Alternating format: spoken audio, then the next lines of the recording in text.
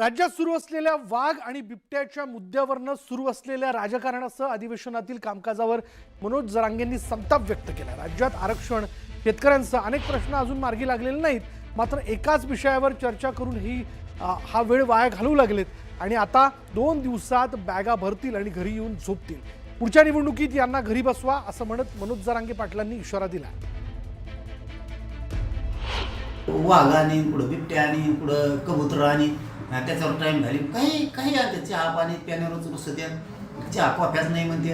हे असं करून करून करून यांनी 8 दिवस होतं ते सगळं वाया घातलं। एकाच प्रश्नावरती दिवस सभागृह चालवलं यांनी आणि त्याच्यातच सगळा पवित्र सभागृहाचा वेळ वायाला घातला यांनी बंजारा समाजाच्या आरक्षणाचा प्रश्न मार्गी काढायला पाहिजे होता। शेतकऱ्यांच्या कर्जमाफीपासून सगळ्या मालाच्या भावापर्यंतचा विषय, हे विषय सगळे मार्गी काढायला पाहिजे होते।